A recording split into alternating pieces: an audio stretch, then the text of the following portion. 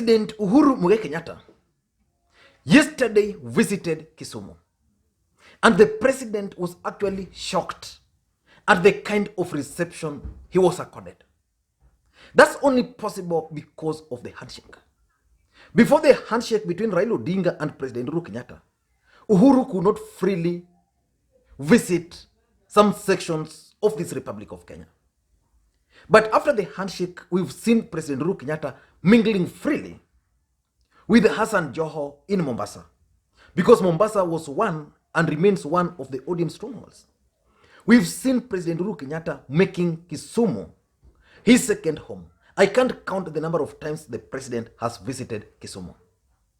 But there is one question which most Raila Odinga supporters are asking. When will President Uhuru Kenyatta take Raila Amolo Odinga to the larger Mount Kenya region? When will that happen? Because we all know that Uhuru has visited Nyanza accompanied by Raila Amolo Odinga severally. Uhuru Kenyatta has visited the coastal region accompanied by Raila Amolo Odinga, and in most cases, he's also gone there alone. But we've never seen President Uhuru Kenyatta hosting Raila Amolo Odinga in the larger Mount Kenya region. They've shared a platform. They've been to funerals. But Uhuru Kenyatta has never hosted Raila Amolo Odinga in the larger Mount Kenya region. After the handshake, the first step which they announced was that they were going to tour the entire country to sell the handshake. And indeed, those tours began. The president visited Nyanza, he visited the coast, he visited Western, and that was the end of it. The Mount Kenya tour has never taken place. So when will President Uhuru Kenyatta host Raila Amolo Odinga in the larger Mount Kenya region? I know there are efforts. The elders from the Kikuyu nation and the larger Mount Kenya region paid a visit to Bondo. And on 30th, the elders from this region are also expected in Nyeri to pay their counterparts a visit. That's a good progress. But when will Uhuru himself host Raila Amolo Odinga in the larger Mount Kenya region? So today I want us to look at the reasons why Uhuru Kenyatta, as a matter of urgency, must host Raila Amolo Odinga in the larger Mount Kenya region. But before we do that, if you're watching this video for the first time, I want you to take a second or two and click the subscribe button so that next time you produce a video like this, YouTube will automatically notify you. Now let's get to business. Why should President Uhuru Kenyatta host Raila Amolo Odinga in the larger Mount Kenya region? In my view, I think it's important for the president. I know he might be honest, because when Uhuru and Raila had that handshake, very few people believed in that handshake. On the ODM side, or on Raila Odinga's side, majority of his supporters never trusted that handshake. But with the time, they embraced it. You go to President Uhuru Kenyatta's side, most of his supporters never embraced the handshake. But with the time, they started embracing it. But a majority of them, because the president was working with the Deputy President William Ruto, because of that, the Deputy President still managed to control most of those supporters. So some of them have refused to embrace the handshake.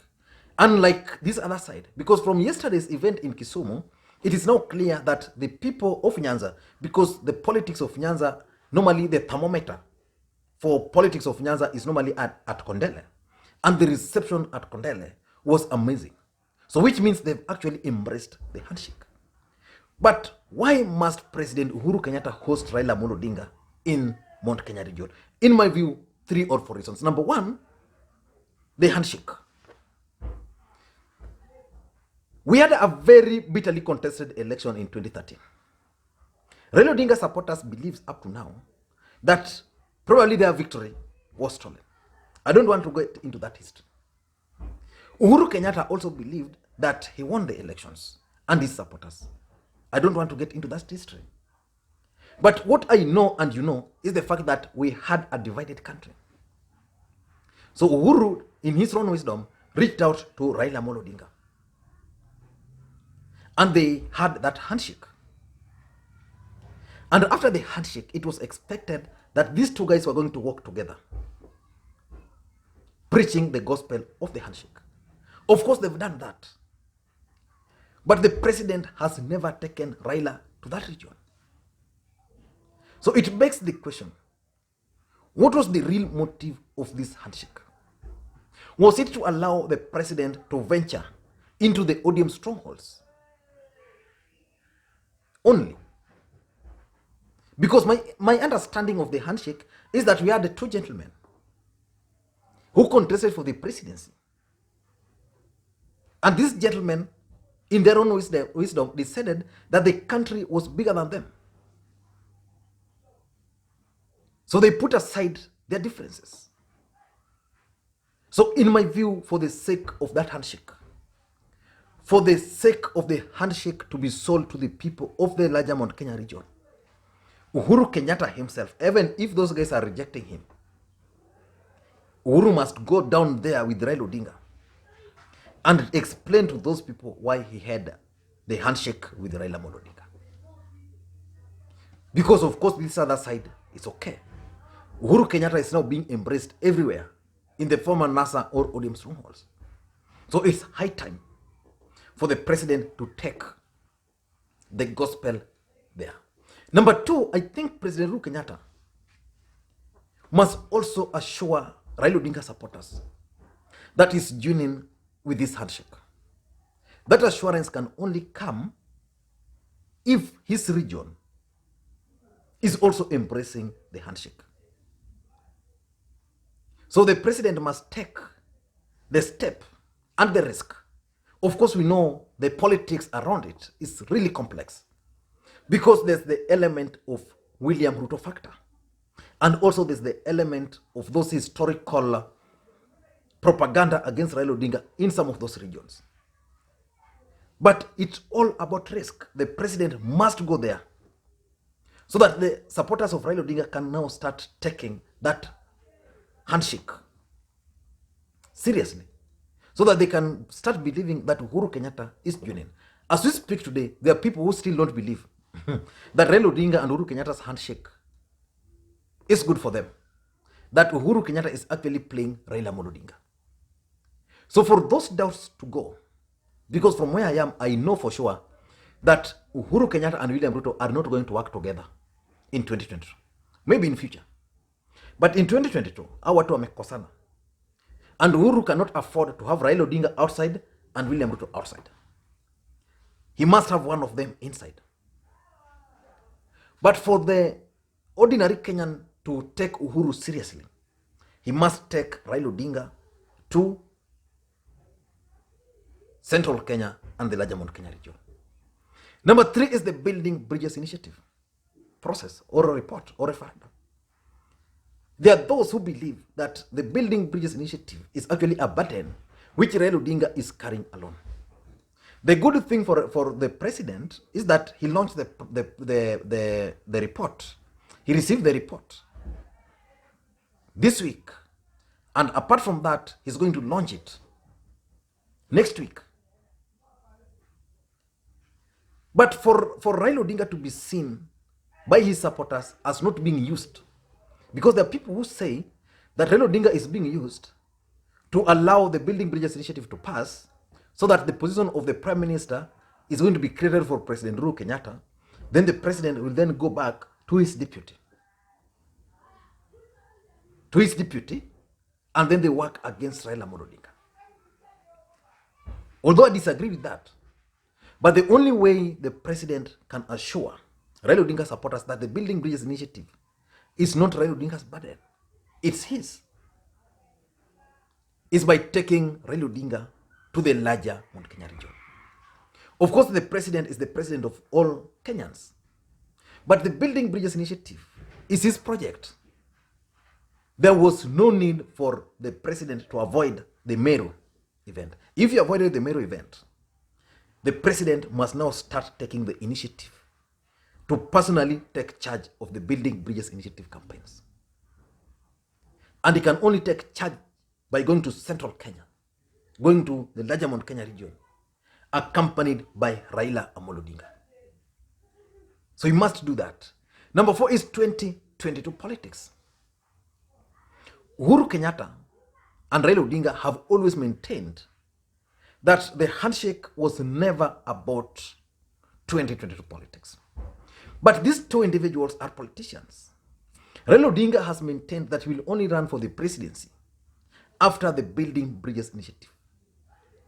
But for the purposes of that 2022 politics, Uhuru must take Raila Amolo Odinga to Central Kenya. So that the people of Central Kenya who believe that, some of them who believe that Raila Odinga is not a human being, is a devil like they were sold to, must now start looking Raila Amolo Odinga just like a human being, even if they're not going to vote for him. Because voting for Raila Odinga is a different ballgame. And just acknowledging that Raila Odinga is just a human being like them is also a different thing. So the president must take that initiative and take Raila Amolo Odinga to the people of Central Kenya. And indeed, if they're going to front a candidate, whether Raila Odinga is the one which is going to be supported, then it's the time for President Uhuru Kenyatta to take Raila Amolo Odinga to the ground there. That's my thought. And even if Raila and Uhuru are going to agree that both of us, we are not going to contest, we are going to support someone else, for the people of Central Kenya and the larger Mount Kenya region to embrace that, they must go to the ground together. So the president must figure out how he's going to take Raila Amolo Odinga, his handshake partner, to the ground there. And lastly, there is this historical propaganda and mistakes from the time of Jaramogi up to now. They can only be addressed on the ground by president taking Raila Odinga down there and Raila Odinga bringing the president here. If you listened to the speech by Raila Amolo Odinga yesterday, he gave a history of Makasengo coming all the way from Awasi, Nyamasaria. He gave that history. He later on took President Uhuru Kenyatta to one of the stepmothers. That's significant. The president's brother has actually been to Bondo. The elders have been there. But how is President Uhuru Kenyatta reciprocating that gesture? He must take Raila Odinga to the ground there. No shortcut. And it has to be done as a matter of urgency. Because you can't tell the people of Central Kenya that we had these historical issues. Minor Commander has been doing that so well, but you can't tell them when the president is not taking Raila Amolo Odinga down there. Let the president go there with Raila Odinga, with those messages. Let whoever wants to challenge them or to kick them out, do that. But the fact will remain that the president took Raila Amolo Odinga to the larger Mount Kenya region after the handshake. And that Raila Odinga was either rejected or embraced by the people of those regions. Because what I know for sure is that the ground has shifted. Many people who supported President Uhuru Kenyatta in 2017 and believed that Raila Odinga was a bad man, many of them are now embracing Raila Odinga. But the president can only help by taking Raila Odinga to the ground and sell the product there, so that we can talk of the true handshake. Because from what I'm observing, the president will still continue coming to Nyanza. He will be embraced. People will even mop for him the streets to walk. But what about Raila Odinga? Will he be taken to Central Kenya? Because basically what I'm figuring out is that Uhuru and Raila are politicians. Uhuru cannot be president again. Raila is aging. So these guys have sat down and they've realized that these historical mistakes that our parents, our children and grandchildren should not inherit.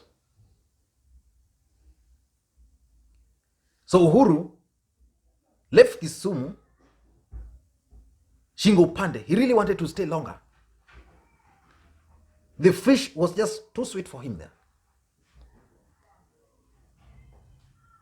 When the father was the president, alitoka hapa na mayai yenye meoza. So basically, they are changing that narrative so that their children will later on come without that burden of Kikuyu-Luo's rivalry. But the president is not doing the same to Raila Odinga uko kwao. I don't know what you think. Let me know your thoughts on this. But I strongly believe that it's time for the president to take Raila Odinga to central Kenya. Let me hear your thoughts on that matter. Thank you guys, and please may you have a good day.